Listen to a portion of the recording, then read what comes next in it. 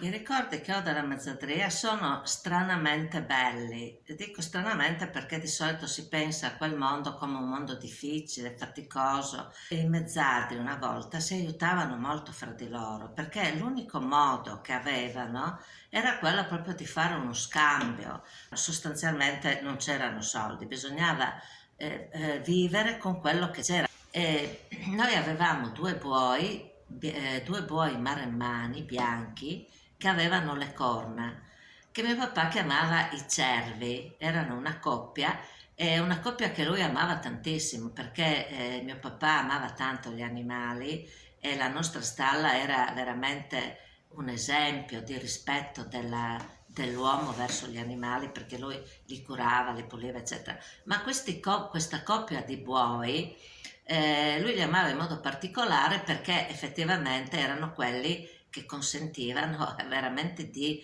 coltivare la terra. E l'unica cosa che si comperava ed era considerato un lusso da riservare alla domenica o alle occasioni particolari era il riso.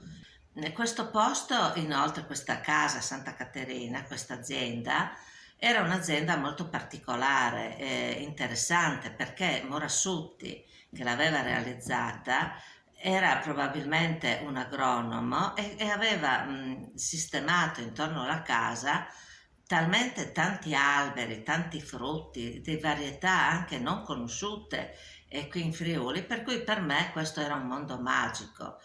Non tutti i padroni erano uguali, cioè c'erano i padroni che si sentivano di portare avanti le innovazioni, che vedevano nel mezzadro un collaboratore alla pari, almeno per quanto riguardava l'attività della campagna, e altri invece che erano dei veri e propri tiranni. E mio padre addirittura aveva un manifesto che teneva dietro una porta della cantina dove c'era proprio questa scritta la terra ai contadini.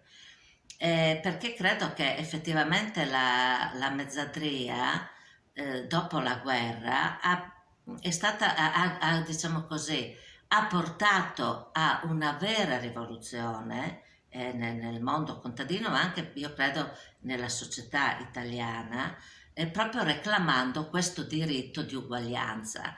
E cosa positiva che io mi porto di questa esperienza della mezzadria era che non solo si lavorava, ma si faceva anche festa.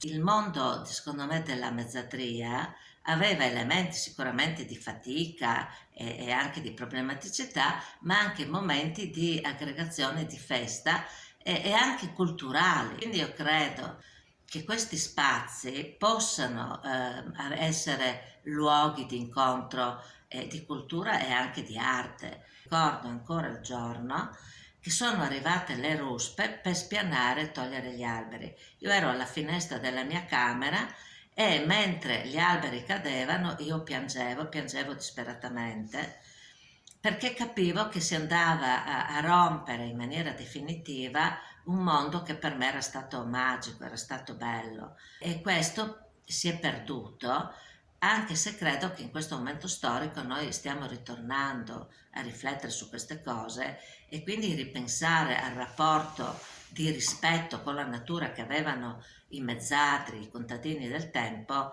forse ci potrebbe aiutare a fare delle riflessioni importanti.